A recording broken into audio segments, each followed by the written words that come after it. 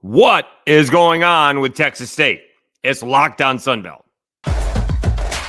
You are Locked On Sunbelt, your daily podcast on the Sunbelt Conference, part of the Locked On Podcast Network, your team every day.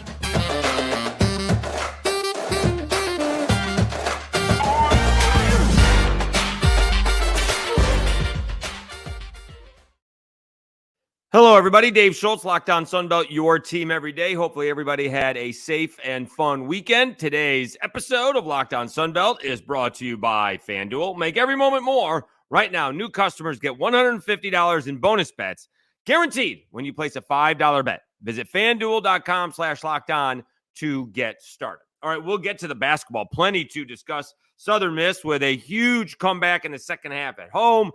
All of a sudden, the Cajuns are hot and have a relatively winnable schedule coming up.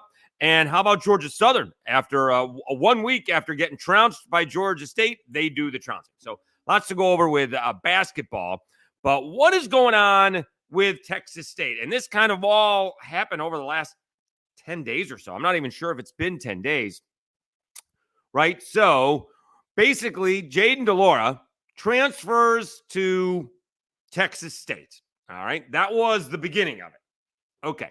And then a day later or so, maybe it took the weekend, TJ Finley enters into the transfer portal. Okay. Rumors like crystal balls, the guys who do that thing. He may end up at Western Kentucky. And, you know, that may end up being good for him with the kind of offense that they run. All right. So the initial conversation was, did Jayden de Laura transfer in because we knew TJ Finley was leaving, or did TJ Finley leave because Jayden de Laura transferred in? And it seems to be the latter, right? It feels that TJ Finley was maybe told some things or whatever the case may be, or was not told some things. And then when they brought the other QB in, TJ Finley left. Well, part of that problem was TJ Finley, right? GJ Kinney, we mentioned this for a while. We've been following whether TJ Finley was coming back or not with Ishmael Mahdi returning.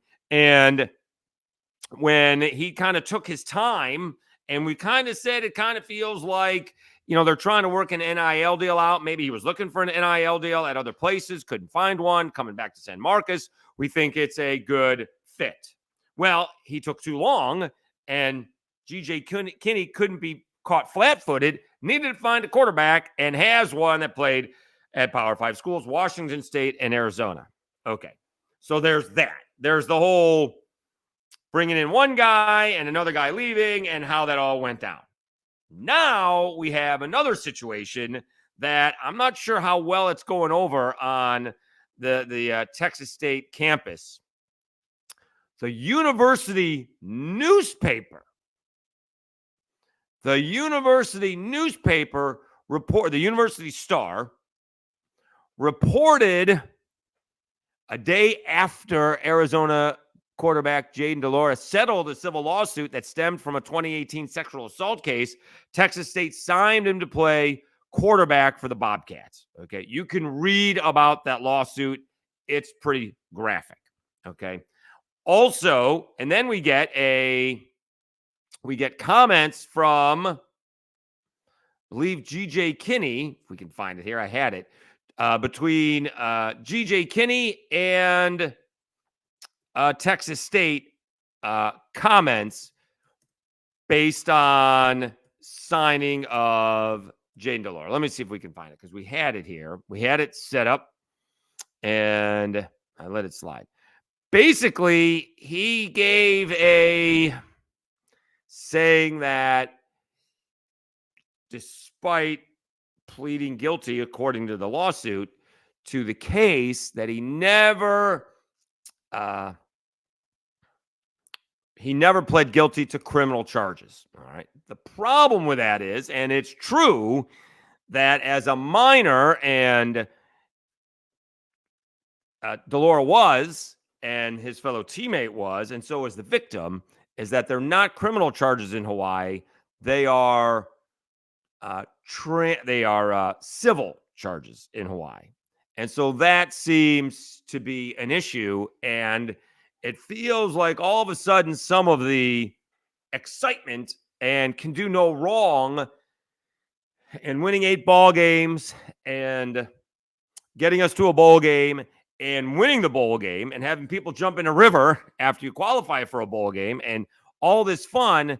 Now, all of a sudden, it doesn't seem to be so much fun. Also, they gave him a huge contract extension, right? He's making at least $1 million a year, and he'll probably end up making more than that. And so it'll be interesting to find out how this plays out moving forward. DeLora does have another issue. He had a DUI at, I believe, at Washington State in 21. So he has some off the field issues. We'll see how this goes moving forward. But it is a drama that I don't think Texas State needed. Like, this job is hard enough as it is, right? They were talking, I've heard this all week, and I actually had this discussion with my producer, Michael Bronner, back in Mobile about, what's a harder job, pro football or college football? And apparently I was wrong, and in a big way. College football apparently is exponentially harder. What do you think all these college coaches have been doing for the last month, right? For the last 2 months, since maybe their seasons have been over? They've been recruiting their own players, the high school players, and other people's players. What do you think the pro coaches have been doing? Either looking for jobs or trying to figure out what's going to happen next season. They don't have to worry about anything, right? They get free agency down the road, right? And that's all basically who offers the most money. All right, and the best situation for the players. That's what that comes down to.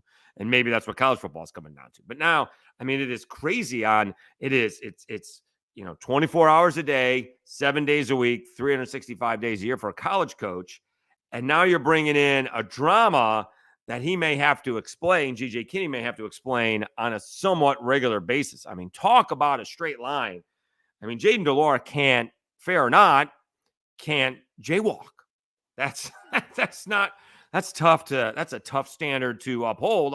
You would like to think there's a higher standard than just not doing what he's been accused of and settled for. It should be mentioned that he did settle, mention that at the beginning. He did settle the civil case. We don't know what the terms of those are. Those have been sealed. But it feels like we're bringing a headache that I'm not sure is going to be worth the wins. That's the problem.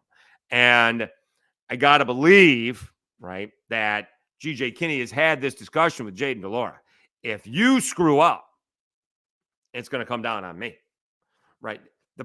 You don't have the amount of pressure on Jayden de Laura as well, right? You screw up, you're bringing the program down with you. Right? You may just walk away and eventually move on, but you're going to bring a lot of people down with you. And that just feels like a headache that I'm not sure it is worth it. All right. So there's got to be other quarterbacks in the portal that could have fit G.J. Kinney's offense without the baggage that Jayden de Laura brings. We'll see. All right. So there seems to be a lot going on. We'll see what happens this week. This has all been happening in the last 10 days. So it's been crazy, from Jayden de Laura transferring to TJ Finley transferring to now settling a civil lawsuit and signing with Texas State, to Texas State putting out something that, he was never criminally charged or never pled guilty to criminal charges. It feels like a headache that is being brought on unnecessarily. We'll see what happens moving forward. Wishing them the best of luck. All right. I think Jayden de Laura's probably had more than one second chance, but maybe it works out. Maybe they get him the help that he needs and is a model student and a model, athlete, and, carries himself the way that he should, and it all works out. Let's hope so for everybody's sake. All right, let's take a time out. It was plenty of great college basketball action in the Sun Belt this past weekend. Some really good college games. Let's do that when we come back. Let me tell you a little bit about FanDuel. We are all set for the NFL championship ball games. It is going to be Baltimore hosting Kansas City and San Francisco hosting Detroit. There is still plenty of time to get in on the action with FanDuel, America's #1 sportsbook. Right now, new customers get $150 in bonus bets guaranteed when you place a $5 bet. That's $150 in bonus bets, win or lose. The app is so easy to use, and there are so many different ways to bet, like live same-game parlays. Find bets in the new Explore tab. Make a parlay in the Parlay Hub, the best way to find popular parlays, and more. So visit FanDuel.com/lockedon and make your first bet a layup. FanDuel, the official partner of the NFL. All right, Dave Schultz, Locked On Sunbelt, your team every day. Let's check out what happened in the Sunbelt over the weekend, right? We had Wednesday and Thursday ball games. Let's talk about what happened on Saturday, and the big one has to be Southern Miss coming back and beating Troy. Remember, Troy had lost to South Alabama in a really good basketball game, their first loss of the season in the Sunbelt. They had won 5 in a row overall. They had Southern Miss down 18 points in the second half. I mean, wasn't South Alabama? South Alabama was down by 22 with 14 to go at ODU, and this was 18 points left to go. This was an 18-point ball game with 14 minutes left to go. Goodness. Also, it should be mentioned, part of the reason it was 18 points is because there was no Andre Curbelo or Victor Hart. Curbelo is still coming back from concussion. Hart, I think, with bad knees. And give it up to Southern Miss. I happen to think that they missed a couple of calls at the end of the ball game, but that is neither here nor there. When you blow an 18-point lead, if Iwaku travels, too bad. And he made the game-winning shot. Only made 3 all game long, but he got the one that counted. I actually thought there was goaltending on the play before on Muhammad's attempt, but someone tracked down a highlight from it because we didn't really see a highlight, and the defender actually never touched the ball. So it was not a goaltend, and it was not called.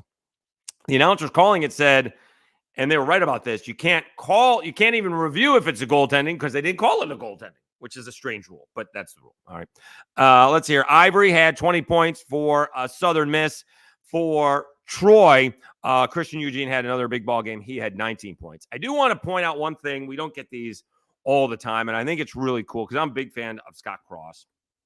And Troy has lost a couple of ball games, and that goes along with the idea that winning on the road is hard. And they lost. Southern Miss hasn't lost a Sunbelt game at home since they joined the Sunbelt in 2 season and a half, I guess. And South Alabama is better than maybe we thought.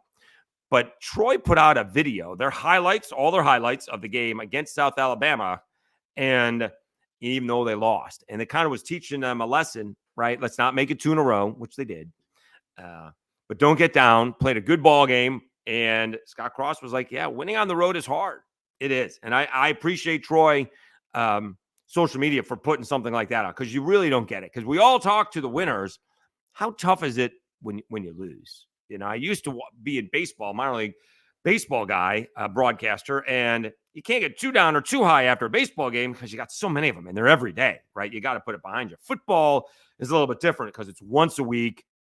You put everything into it, and you're going to be, you're exhausted and probably going to be in pain the next day, or at least for a few days before getting ready for the next one. Basketball is different too because it's a few during the week, but I like the idea that Troy social media put together the highlights and, just came up short. So you usually don't see that. I give kudos for the Troy program and, for Scott Cross, because I got to believe that's not getting up there.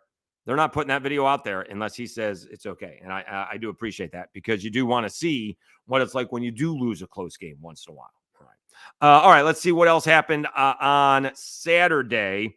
We do have the Cajuns taking down South Alabama.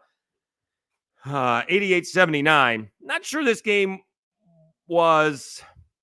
I'm surprised it wasn't a little bit closer.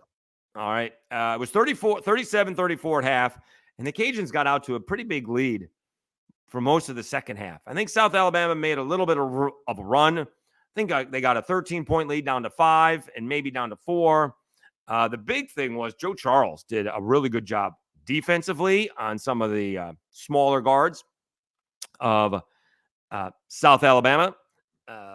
Kobe Julian had 24 points for the Cajuns. Joe Charles, 21 and 9. Hosanna Katingi had 17 and 11 rebounds. Outstanding Kentrell Garnett had a big three late that extended the lead back to, I think, 6 or 7. He had 14 points.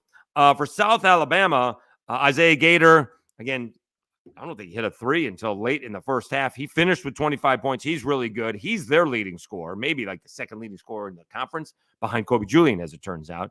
Ormiston had a huge ball game. Eli Ormiston had a huge ball game, 23 points, 6 rebounds. He's driving the baseline. He's shooting threes. He had a really good ball game. The difference in this ball game was rebounding, because the Cajuns are not a particularly good rebounding club. And it's one of those things where, like, well, if you can just stay close, like lose by 5, something like that, they out-rebounded South Alabama 39-22. I think the Cajuns had more offensive rebounds than South Alabama had rebounds. And that's not good. Well, maybe not.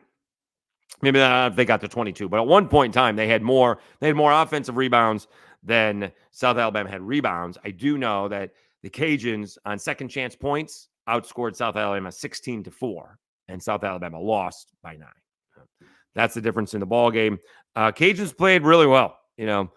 30-62 from the floor, 10 of 20 from 3, and 18 out of 22 from the free throw line. You don't see this very often, but the point guards didn't shoot it very well. In fact, they shot it poorly, and the Cajuns still almost won by double digits. Themis Folks was 2 of 8, and Michael Thomas was 1 of 5. Those are 3 for 13 combined, and they still won relatively easily. Another good ball game, though, and it was big because the Cajuns go to 4-3. The South Alabama Jags dropped to 3-4. We will go over the standings here at the end of the episode. All right. Let's talk about one more ball game. Let's do it from the East and give credit to Georgia Southern. 1 week after getting embarrassed by the Panthers of Georgia State, they did the embarrassing. Georgia Southern beats Georgia State 86-70, and it was all Georgia Southern. Georgia State was actually up 15-12, and then went on about a 5-minute and maybe 5.5-minute scoreless drought, and Georgia Southern just blew them out from there. Good job by Georgia Southern. Now they're 4-3. The Panthers dropped to 4-3. That's big time, because now they're basically even in that category. Eagles had 3 guys in double figure. Bryant had 19 points. Parker and Moore each had 15. Franklin off the bench had 11 for the Eagles. You do have Taylor with 20 for Georgia State, and Lane had 17 as well. Off the bench, Tucker, he had a big ball game, 19 points, but this game was not very close at all. Georgia State now 9-9 overall, 4-3 in the conference. Georgia Southern 4-15 overall, 4-3 in the conference. All right, let's take a timeout. When we come back, we'll go over the rest of the Sun Belt action on Saturday. ODU had that huge win earlier on in the week, and then what happened? Ouch. And JMU seems to have shot themselves out of the sun. Back after this, it's Dave Schultz, Locked On Sun Belt, your team every day. Hey, folks, thanks so much for subscribing to the podcast. We're up over 1,100 subscribers. It continues to grow. We're a few weeks away from softball season starting, and then like a week after that or so, baseball season starts. So we will have it all here for you. And of course, we'll have plenty of action from the Sun Belt Conference tournament as well. We are headed to the Senior Bowl, and what do we have? Like a half a dozen Sun Belters? Is that a thing, Sun Belters? In the Senior Bowl. So we're going to try to get them on and get their reaction to having a chance to get drafted and play in the NFL. So I appreciate everyone doing it. Please tell people that, we are here. Please subscribe to the YouTube channel. Also, don't forget about the audio portion of the show. Apple Podcasts and Spotify are the most popular, but wherever you find your audio podcast, just search Locked On Sun Belt and you will find us. I do appreciate it. It is basically, it is not basically, it is the same thing. The audio portion is the same thing as the video portion, but we don't want you to watch the video portion while you're driving, despite another good hair day. Thanks so much for all of your support. We do appreciate it. Let's get back to the show. All right, let's get back to the basketball, and then we'll go over the standings at the end. App State, they may have had the easiest ball game, one of the easiest ball games. They have an easy win over Coastal Carolina, 88-59. Not much of a ball game there at all.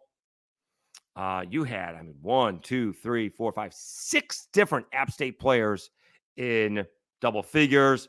App State now 6-1. And should be atop the division, atop the conference. Ojaku and Meyer each had 18 for Coastal Carolina. Let's see. We talked about ODU having that big win. We don't know what got into them against Marshall, but they lost again, right? They had that huge, 53-point second half against Marshall, and then they just lost to 0-6 Monroe. I will say they had another 6,000 fans in the arena. That's pretty good. But the 6,000 fans go home not happy because Old Dominion did not play very well at all. ULM shot almost 50%. ODU was closer to 43. Free throws disparity was huge. 26-13 made. That's basically the difference in the ball game. ODU struggling. We know Jeff Jones, but we thought maybe they just got inspiration for the Marshall game. Maybe that was what that was a reaction to, but they could not carry it over to this ball game. That's really a shame that ODU loses to ULM. We'll do the other part in a second. Tyreek LaCure, the former South Alabama guard, he led the way with 20 points. Willis had 14 and Bolden had 11. Willis had 14 points and 11 rebounds, and Bolden had 11 points and 13 rebounds. That's impressive. And Watson had 16 off the bench from Monroe. Still had 3 guys in double figures for ODU. Jenkins had 20. Alette had 17, and Blankney had 13. And I guess you got to give it up for Monroe, right? It has been a struggle. They had, goodness gracious, they had lost 1, 2, 3, 4, 5, 6, 7, 8, 9 in a row. They lost 9 in a row. And so they finally get a win in the Sun Belt. They are 1-6. That's a tough stretch. And again, winning on the road is hard. So, good job. Let me see what the line was here. What do we think the line was, right? ODU, got to be 3 or 4, maybe more. Oh, goodness. ODU is an 11.5-point favorite. Wow. That's a lot. That is a lot. All right, JMU had a nice win over Marshall, 32-29 at half, but 67-52 final. JMU had shot themselves out of the slump, I thought, the other night. They struggled in this one. They struggled again in this one. 38%. Maybe they didn't. They shot themselves out of the slump a couple of nights ago, but only 38% in this one. 5 for 23 from threes. They did probably, they get a 14-17 from the free throw line. Rebounds were pretty much even. Marshall had a few more turnovers. Maybe that's where the difference is. JMU had 18 fast break points, 18-4, if that's your cup of tea. But Marshall, all of a sudden, was 4-0. They've now dropped to 4-3 in the conference. James Madison now 5-2. And we'll see what James Madison's got coming up, because that's a grind out win. When you're shooting less than 40% and you win, that's a grinded out win. They're going on the road to ODU, and they got a big ball game next week again, or on the is that Saturday? On the 27th. That is Saturday. Huge ball game against App State. That's a big, big ball game. They've already lost to App State once, and that was in Harrisonburg. This is going to be in lovely Boone, North Carolina. Big ball game next Saturday. So we're looking forward to that, and that's before the Senior Bowl. So we'll be home to actually enjoy that. All right, I think we got them all. Oh, Arkansas State. Sorry, Arkansas State with a win over Texas State. Again, a nice win on the road for the Red Wolves. Texas State is banged up 79-72. Arkansas State with the win. You did have Feltz with 17, Dominguez with 12 for Arkansas State. You had Todd and Lual coming off the bench, each with 13 points. For Texas State, Mason with 21 points. I think the highlight of this ball game was someone in a wheelchair got on the court during the game. I don't know if the wheelchair got away from him or what, but then he had on a specific kind of T-shirt. So you can read about it. All right. It may have been a mistake. We don't know. All right. So let's check out the standings really quick. Excuse me. All right. App State leads the way, 6-1. James Madison, Southern Miss, Troy, all 5-2. We'll get back to the Cajuns here in a second. The Cajuns and Georgia State are 4-3. Marshall 4-3. Arkansas State and Georgia Southern 4-3. So that's tied for fifth. 1, 2, 3, 4, 5 teams tied for fifth. South Alabama is 3-4, but they're tied for 10th or 9th, I guess. 9th. No, they're tied for 10th. Coastal Carolina is 11th, 2-5. Texas State, UL Monroe, and Old Dominion are tied at the bottom. So being here in Lafayette, we pay attention a little bit. It is what it is to Louisiana's schedule. They have 5 straight at home coming up, which is a little bit strange. They have instead of 6, but they have 5 straight at home. They're going to be favored in every single one of these. Arkansas State, Texas State. Arkansas State will be tough, but they beat Arkansas State in Jonesboro. Doesn't mean it won't be tough, but it'll be tough. Arkansas State, Texas State, Monroe, South Alabama, and Georgia State all coming in. And Georgia State and South will be tough. But they'll be favored in every single one of them. Could they reel off 9 in a row? Then you get, well, that's 5. Then you get Old Dominion. They'll be favored in that one too. That's on the road. Won't be easy. So that's 6. They've won 3 in a row. Then it gets a little bit tougher. They're at App State, Monroe, Southern Miss, Troy, Southern Miss. So 4 of their last 5 ball games are going to be very difficult. They got a shot to find themselves towards the top of the standings with 5 straight games at home. We'll see. They are better than I thought they were. I did not think they were very good. Hosanna Kintingi has improved tremendously. If we can get Joe Charles, if they can get Joe Charles a little bit more consistent and maybe have figured it out, play defense against some smaller guys, that seemed to work. The another part of that game was South Alabama couldn't handle like the token pressure, and that turned things around quickly for the Cajuns and the Jags. All right, Dave Schultz, Locked On Sunbelt, your team every day. We'll have a full slate of episodes this week. We're going to try and put episodes in the can, so to speak, with players training for the Sunbelt. So we will have those in case I am indisposed, so to speak, while in Mobile, not able to do episodes without any new material. We'll try to do ones, before the games and after the games, but the basketball games. But we're going to try and also get some good episodes with players involved, and we'll hopefully talk to the players at the Senior Bowl as well. So, again, thank you so much for tuning in. I'm your host, Dave Schultz. Have a great week, everybody. And you've been watching and listening to Locked On Sunbelt, your team every day.